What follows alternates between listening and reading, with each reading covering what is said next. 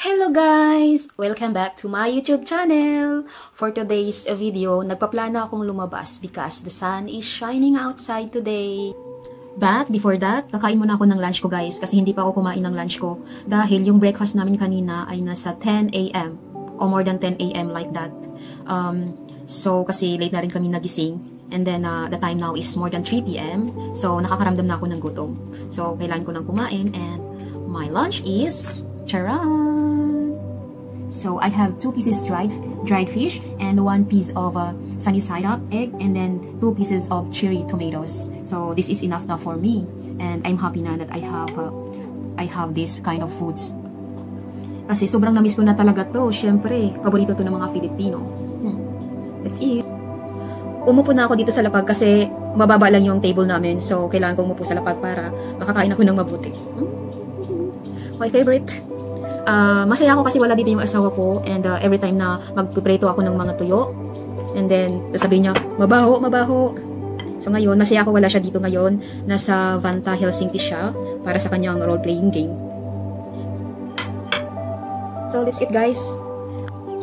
So ayan guys, nandito na ako sa labas. So more than 4 p.m. now. So as you can see, the sun is shining na. Still there. The sun is shining still there and then dito ako mag-i-start walking there. Mag-start ako. Tapos iikot ako dyan sa kabila. So kung nakikita nyo guys, walang masyadong mga bahay dito. Ito ay Barangay Irnancula. So, ang ganda ng sunshine today. And soon, there's a sunset. There's beautiful sunset soon here. I want to see that also. And it's already spring here in Finland. Kasi wala ng snow. All the snow melted away. And then there is sunshine. And also there is wind, cold wind. But hindi ako nagsuot ng winter jacket.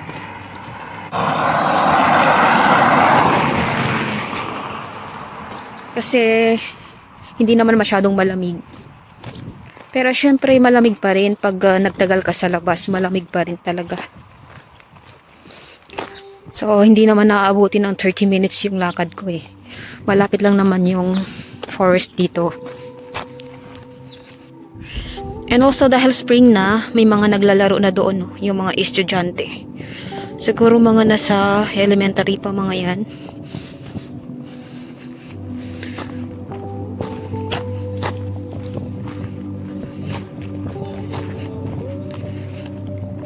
OMG, kayanin ko kaya ang 20 minutes.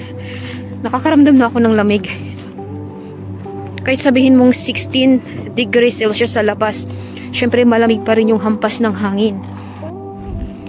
So, that is Barangay Hall here in Irnancula.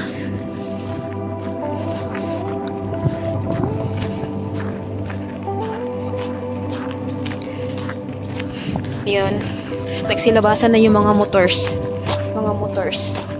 Anong tawag dito sa isa na yan? Para siyang, nakalimutan ko yung name. Sinabi ng asawa ko. Nakalimutan ko na. So, tingnan nyo guys, yung snow nandyan nasa gitna. Kasi, nagmi-melt na sila. So, that's a good sign na spring already here in Finland. Kasi last week, I thought spring already because there is sunshine. But no. After 2 days, bumalik yung snow. Snowing again.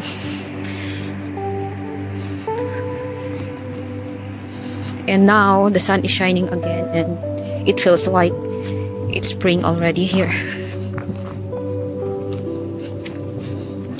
So, dyan ako pupunta guys sa forest na yan. Dito kami madalas nag-walking ng asawa ko. Dahil wala siya ngayon dito, mag-isa na lang ako mag-walking. Hindi naman ako takot mag-isa. Basta alam ko na yung lugar and then kabisado ko na yung daanan. Ay. Kaya ko to. Yung mga daliri ko lang naman yung mga malamig kasi hindi ako nagdala ng gloves. Alam niyo guys, ang kagandahan dito sa Finland ay napaka-peaceful. Napaka-peaceful ng mga surroundings dito. Lalong-lalo na dito sa mga countryside. Walang masyadong mga bahay kung nakikita nyo. Ayan yung mga barns. A lot of barns there.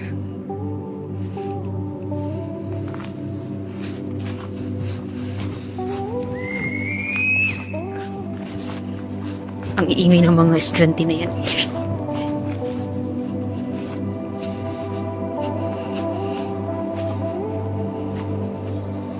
So, dito ako guys.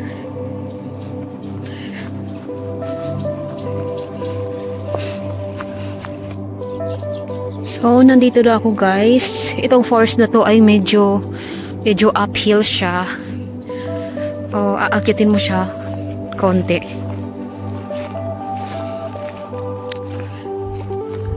At sobrang napakatahimik dito guys. I love the forest here. Because sobrang napakatahimik and very safe. Kahit mag-isa ka ditong maglakad, mag-walking, walang mangyayaring masama sa'yo. Napaka-safe dito. Napagod ako konti. Kakatapos ko lang kumain eh. At yung maririnig mo dito ay yung mga huni ng mga ibon. May mga sasakyan din kasi malapit dito sa main road.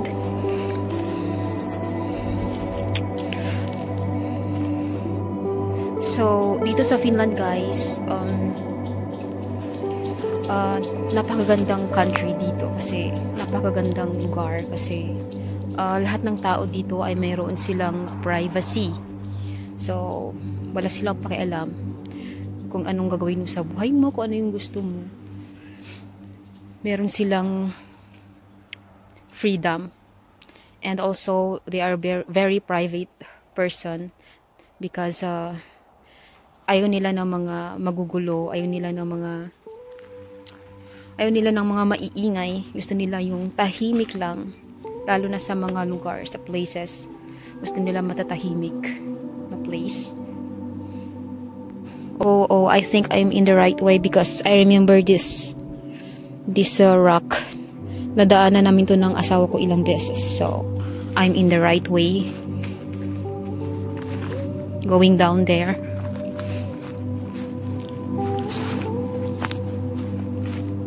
And also guys, dito sa Finland, napakabait ng mga tao dito. Siguro hindi naman lahat, pero almost. Kasi, meron silang respeto sa isa't isa. They respect each other, which is yun ang pinaka-importante sa kanila, which is their cultures here in Finland. So nagustuhan ko yung ganito, not like in Philippines na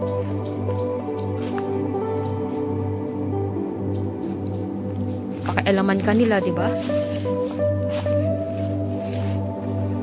Hindi alam ng buhay ng iba.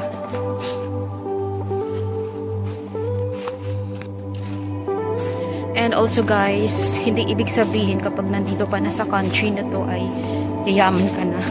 No. Kailangan mo pa rin kumayod ng sarili mo. Maghanap ng trabaho para magkapera. Para sa family, ganun. Napagod ako. Ang ganda ng sikat ng araw.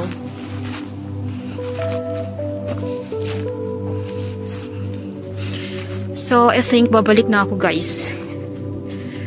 Babalik na ako. So,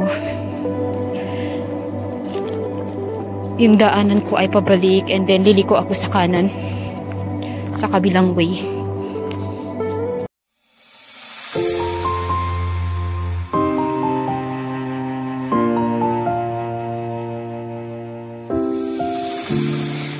I'm so far away from home, there's no way I'm turning back now.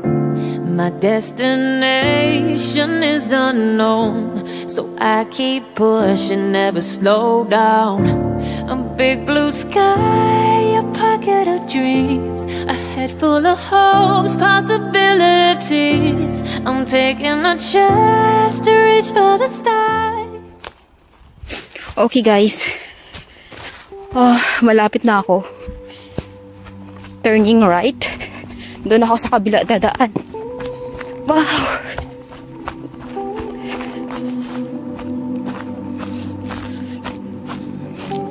Beautiful sunshine.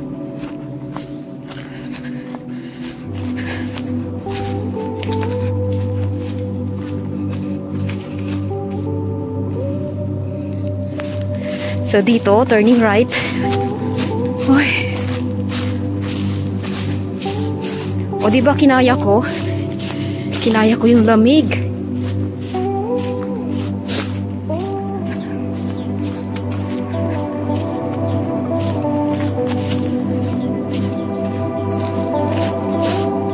So, and also I have my key here. I checked because I'm afraid that I dropped my key there in the forest. Hindi ako makakapasok. And then, sobra akong lalamigin sa labas. Now here. So, ayan yung mga kapitbahay namin dito. Siguro mga iilang bahay lang nandito. Tapos yung ibang kapitbahay namin ay they move to another places like Porvo, which is malapit sa downtown.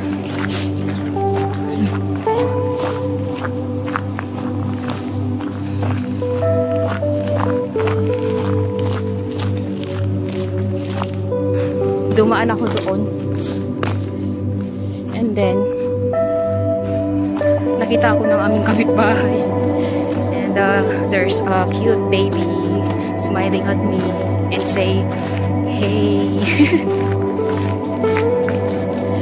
Finally here, guys. So, I think that's all for today's video. Thank you for watching. See you in my next vlog. Bye-bye.